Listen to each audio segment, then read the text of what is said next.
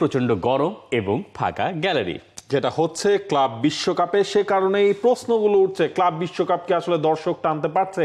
এই ইউএসএতেই তো হচ্ছে 2026 বিশ্বকাপ, সেই 2026 বিশ্বকাপের আগে যেটাকে ধরা হচ্ছিল ড্রেস রিহার্সাল টুর্নামেন্ট, সেখানে মনে হয় এই সব দিকে একটা বড় ইস্যুজ আসলে ক্রিয়েট হয়েছে। এবং সবচেয়ে বড় প্রশ্নটা উঠেছে এলএএফসির বিপক্ষে চেলসির ম্যাচ শেষে চেলসি কোচ এনজো মারেস্কা বলছেন তার কাছে অদ্ভুত ঠেকছে।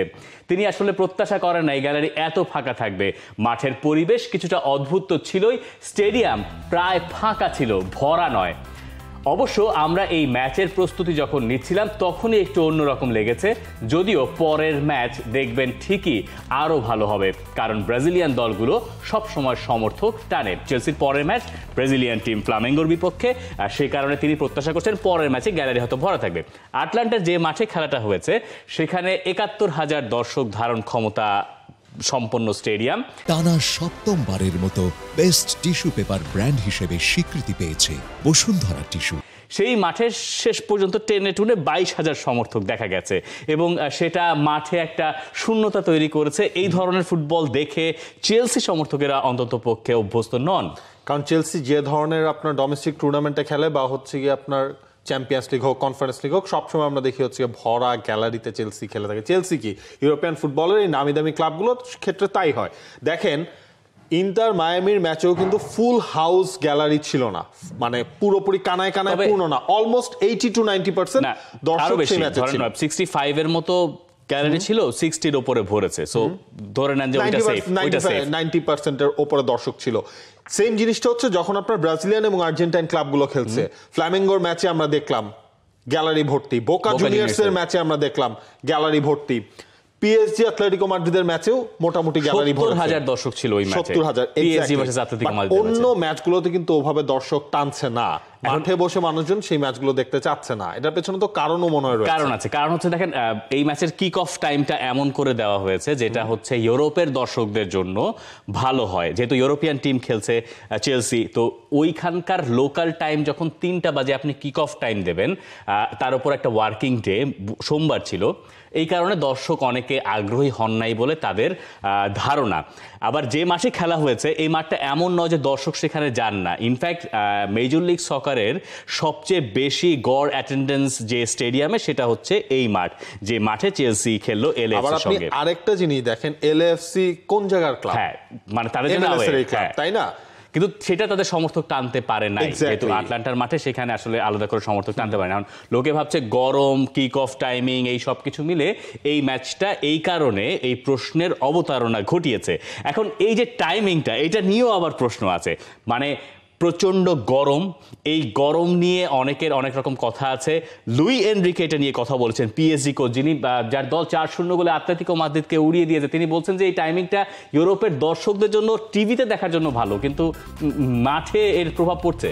ম্যাচের সরাসরি প্রভাব রাখছে এই উচ্চ তাপমাত্রা। ম্যাচের সময়গুলো ইউরোপিয়ান ফ্যানদের জন্য দারুণ সুবিধার হয়েছে, কিন্তু দলগুলো ফুকছে মাঠে। আমরা শুরুতে একটা ছবি দেখছিলাম, পিএসজির ফুটবলাররা কিভাবে মাথায় আসলে টাওয়েল দিয়ে তারা আলটিমেটলি মাঝখানের ম্যাচ চলাকালীন কুলিং ব্রেকের টাইমেই তারা বের হচ্ছেন। দেখেন পিএসজি যখন ম্যাচটা খেললো তখন ওখানকার স্থানীয় সময় দুপুর 12টা, বুঝেন আপনি, ঘুম থেকে উঠে মানুষজন হচ্ছে খেলা দেখতে চলে গিয়েছে। আচ্ছা, তখন টেম্পারেচার ছিল 32 ডিগ্রি সেলসিয়াস, কিন্তু হিউমিডিটি ছিল 60%। না, এটা ওনাদের জন্য সমস্যার কারণ হতে পারে ভাই, আমাদের জন্য এটা কোনো সমস্যা না। We are very use to এই ধরনের ওয়েদারে। তো আমরা যখন এই আলোচনাগুলো করছি তার কারণ হচ্ছে ফুটবলাররা এটা নিয়ে কথা বলছেন। ওই যে পিএসজির ম্যাচের কথা যখন বলা হচ্ছে, পিএসজি আতলেতিকো ম্যাচে তো আতলেতিকো হেরেছে বড় ব্যবধানে ৪-০ গোলে। এরপরে মার্কাস ইয়োরেন্তে বলছেন যে এই প্রচণ্ড গরমে খেলা প্রায় অসম্ভব। তিনি বলছেন তার পায়ের গোড়ালি পর্যন্ত ব্যথা করছিল, এটা অসম্ভব, বাজে গরম, বাজে, আমার গোড়ালি পুড়ে গেছে, আমার পায়ের নখ পর্যন্ত ব্যথা করছে, অবিশ্বাস্য। যদিও সবার জন্যই তো ব্যাপারটা এমন, তাই কোনো অভিযোগ করছি না, মানে সবাইকেই তো এই গরমটা নিতে হবে, এই কারণে তার কোনো অভিযোগ নাই। এই একই ঘটনা কিন্তু আমরা কোপা আমেরিকাতে দেখেছি গতবার। হ্যাঁ, কোপা আমেরিকাতে ধরন হচ্ছে আউটফিল্ড নিয়েও প্রশ্ন ছিল, এই জায়গায় এখন পর্যন্ত সেটা হয়নি। এখানে মেইন অভিযোগটাই হচ্ছে আপনার এই গরমগুলো নিয়ে। আপনার মনে হচ্ছে এবারের যখন ইন্টার মায়ামির ম্যাচটা দিয়ে শুরু হলো, ইন্টার মায়ামির ম্যাচটা দিয়ে এবারের ক্লাব ওয়ার্ল্ড কাপ, সেই ম্যাচেও কিন্তু আমরা দেখছি, ম্যাচটা কিন্তু সন্ধ্যার পরে হয়েছিল সেখানকার স্থানীয় সময়, সেই ম্যাচে হিউমিডিটি কত ছিল 80% হচ্ছে কি হিউমিডিটি ছিল। মানে এই যে গরম, তার উপরে আমরা যখন চেলসির এই ম্যাচটা নিয়ে কথা বলছি না, এটা জিনিস না বললে ভুলে যাব। মানে বিবিসি রিপোর্ট করছে যে কারণে আটলান্টার এই ম্যাচে দর্শক একটু কম হয়েছে, মানে চেলসি এবং এলএএফসির ম্যাচে, তার পেছনে তারা কারণ হিসেবে দেখাচ্ছে কারণ ওই সময় ওখানে পাওয়ার রেঞ্জার্স দেখেছে ছোটবেলায় পাওয়ার রেঞ্জার্সের একটা কনভেনশন চলছিল ওই শহরে, ইউএফসির একটা ইভেন্ট আছে। এখন ফুটবলের সঙ্গে যখন ইউএফসি আর পাওয়ার রেঞ্জার্সের ফাইট হয়, সেটা মানে ইউএস এর মতো জায়গায় সেটা হয়তো সম্ভব, পৃথিবীর আর কোথাও সেটা সম্ভব নয়। এখন এই কারণে 2026 বিশ্বকাপে যেহেতু 48 টিমের ম্যাচ, এবং ওই 48 টিমের ভেতরে কিন্তু আপনার জর্ডান আছে, এই 48 টিমের ভেতরে আপনার আছে হচ্ছে উজবেকিস্তান, মানে যারা কোয়ালিফাই করেছে, এবং এবার আমরা এমন কিছু দলকে বিশ্বকাপে দেখব যারা হয়তো আগে কখনো বিশ্বকাপ খেলেনি। এই দুটো দল তো আছেই, সঙ্গে আরও কিছু দল এরকম যোগ হবে বলে আমাদের ধারণা। সেখান থেকে এই স্টেডিয়ামগুলো, আবার ইউএসএ স্টেডিয়ামগুলোর ধারণ ক্ষমতা একটা 70,000, 80,000, 1 লাখ, তো এইটার যদি অর্ধেকও ভরে আপনার কাছে মনে হবে যে অর্ধেকের বেশি ফাঁকাই আছে। তো এই রকম ব্যাপার আসলে ফিফা বিশ্বকাপে প্রভাব ফেলে কিনা, এইটা নিয়ে এখন সবগুলো মানে সব কম বেশি সব সাংবাদিকেরই মাথা ব্যথা, এবং এটা নিয়ে ফিফার কাছে সাংবাদিকরা জানতেও চাচ্ছেন, কিন্তু সেটার উত্তর বা জবাব এখনো পাওয়া যায় না। যদিও ইউএসএ যারা স্বাগতিক তারা দাবি করতেই পারে যে টুর্নামেন্টের এখনো খুবই আর্লি স্টেজ, আতলেতিকো আর পিএসজির ম্যাচে তো 70,000 দর্শক ঠিকই টানলো। এবং এই জায়গায় আসলে বাকি যে ম্যাচগুলো রয়েছে, কারণ আপনি 32টা টিম এই ক্লাব ওয়ার্ল্ড কাপে খেলছে, এখন ধরেন আপনি ওয়াদাদ যাদের সাথে ম্যানচেস্টার সিটির পরের ম্যাচ, সেই ম্যাচেও যে হচ্ছে ওয়াদাদের খুব বেশি সাপোর্টার থাকবে, জিনিসটা কিন্তু এমনও হবে না। ম্যানচেস্টার সিটির থাকবে, ধরেন হচ্ছে কি রিয়াল মাদ্রিদের সাথে যেই সব ম্যাচ আছে, আল আহলির ম্যাচটা হয়তো বা বড় একটা সাপোর্ট টানবে।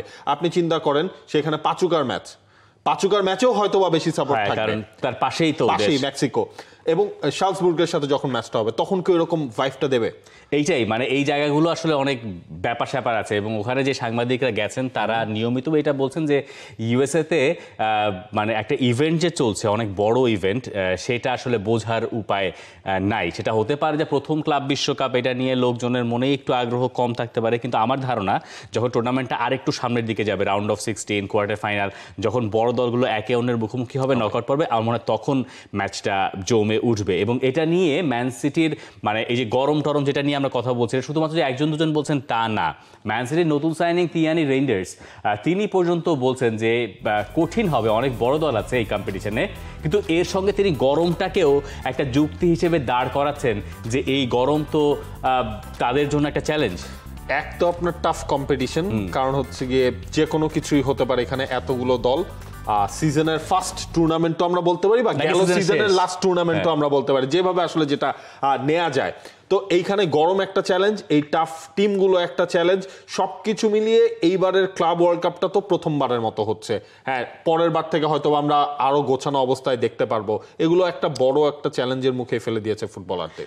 তবে এখানে হয়তো ফিফা লেটার মার্ক পেয়ে যাবে এই কারণে, টুর্নামেন্টটা যদি ঠিকঠাক মতো শেষ করতে পারে, যে প্রথমবারের টুর্নামেন্ট এই অনুযায়ী হয়তো অনেকেই সেটাকে মাফ করে দেবে। এবং দেখার ক্ষেত্রে যে সুবিধাটা হচ্ছে, মানে ফ্রি স্ট্রিমিং সাইট, এবং দুর্দান্ত কাজ করছে সেটা। স্ট্রিমিং সাইট, হাইলাইটস মনে করেন একটু পরেই হচ্ছে, ফার্স্ট হাফ শেষে আপনি হাইলাইটস পেয়ে যাচ্ছে। আমরা এই জায়গাগুলোতে পাস মার্ক পেয়ে গেছে অলরেডি। এখন আপনার ওই আলটিমেটলি তো ওয়ার্ল্ড কাপের 1 বছরও বাকি নাই। ওয়ার্ল্ড কাপের 1 বছর বাকি থাকার আগে এরকম একটা মেজর ইভেন্ট ইউএসএ কে ওই জিনিসগুলো নিয়ে, যেহেতু 1 বছর সময় আছে, সেগুলোকে নিয়ে তাদের কাজ করতে সুযোগ করে দিবে।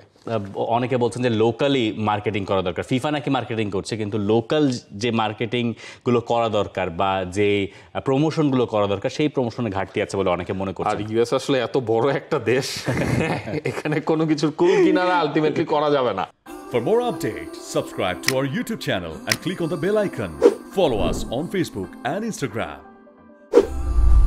Download T-Sports app to enjoy exciting games and highlights.